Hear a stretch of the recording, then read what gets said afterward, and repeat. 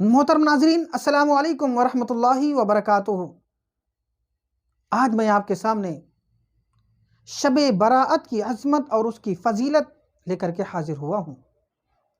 شعبان کے مہینے کی 15ویں رات کی عظمت اور اس کی برکتیں کیا ہیں؟ میرے آقا تاجدار مدینہ صلی اللہ تعالی علیہ وسلم نے ارشاد فرمایا کہ شعبان کی 15ویں رات میں اللہ تعالی آسمان دنیا پر خاص تجلی فرماتا ہے، اور اس رات میں جو شخص بخشش کا طلبگار ہوتا ہے، بخشش کا طلبگار ہوتا ہے، اللہ تعالیٰ اسے بخش دیتا ہے۔ جو رحمت کا طلبگار ہوتا ہے، پروردگار عالم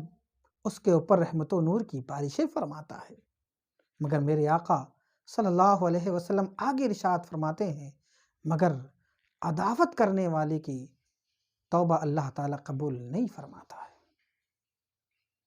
حضرت عائشہ صدیقہ رضی اللہ تعالیٰ عنہ ایک دوسری حدیث میں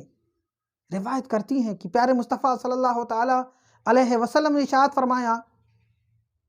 کہ شعبان کے مہینے کی 15ویں رات یعنی شب برات میں جبریل امین میرے پاس آئے، یعنی جبریل امین پیارے مصطفیٰ صلی اللہ علیہ وسلم کی بارگاہ میں حاضر ہوئے۔ یا رسول اللہ صلی اللہ تعالیٰ علیہ وسلم، اللہ تعالیٰ سے آج کی رات میں جو شخص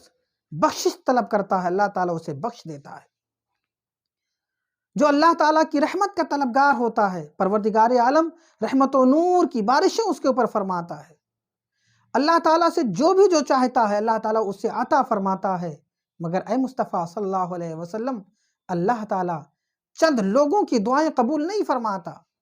کافر، عداوت کرنے والا،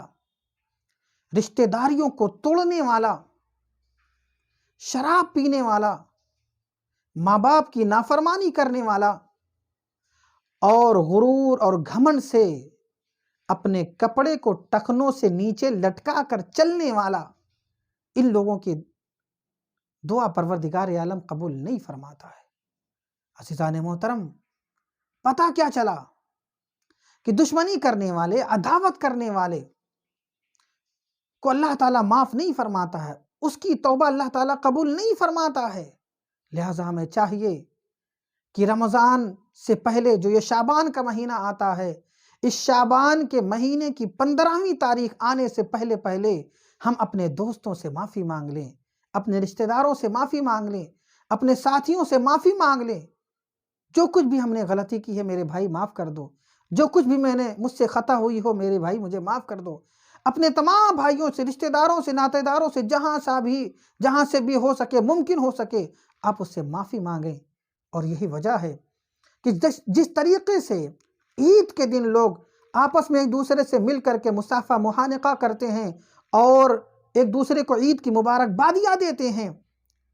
حضرت اعلیٰ حضرت عظیم البرکت رضی اللہ تعالیٰ عنہ نے بریلی شریف میں یہ طریقہ رائج کیا تھا کہ 14 شعبان کو، یعنی 15ویں رات شروع ہونے سے پہلے 14 شعبان کو شام کے وقت سارے لوگ اکٹھا ہوتے اور ایک دوسرے کی غلطی کو معاف فرماتے اور ایک دوسرے سے اپنی غلطیوں کی معافی کے طلبگار ہوتے۔ اسی طریقے سے حضرت علی رضی اللہ تعالیٰ عنہ سے بھی روایت ہے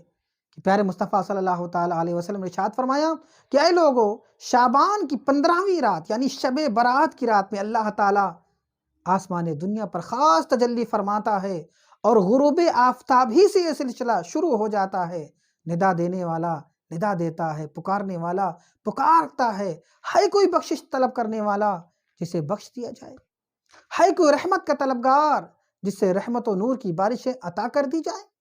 ہے کوئی مصیبتوں سے چھٹکارا حاصل کرنے والا اور چھٹکارا کا طلبگار تو اسے مصیبتوں سے چھٹکارا دے دیا جائے، ہے کوئی اپنی پریشانیوں سے، اپنی بیماریوں سے نجات طلب کرنے والا تو اسے اس پریشانی سے اور بیماری سے نجات دے دی جائے۔ اور یہ سلسلہ صبح صادق تک سلسلہ جاری رہتا ہے۔ حضرت علی رضی اللہ تعالیٰ عنہ کا یہ طریقہ تھا کہ آپ ہمیشہ شب براءت میں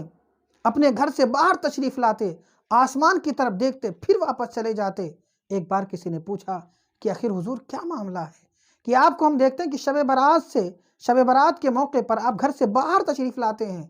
آسمان کی طرف دیکھتے ہیں پھر چلے جاتے ہیں، کیا وجہ ہے؟ تو حضرت علی رضی اللہ تعالیٰ عنہ نے ارشاد فرمایا کہ حضرت داؤد علیہ السلام اسی طریقے سے شب برات کی رات میں گھر سے باہر نکلے، آسمان کی طرف آپ نے دیکھا اور ارشاد فرمایا اے لوگو یہ وہ وقت ہے کہ اس وقت جو مانگے گا اللہ تعالیٰ اسے عطا فرما دے گا، جو مغفرت کا طلبگار اللہ تعالیٰ اسے معاف فرما دے گا، جو دولت کا طلبگار اللہ تعالیٰ اسے دولت سے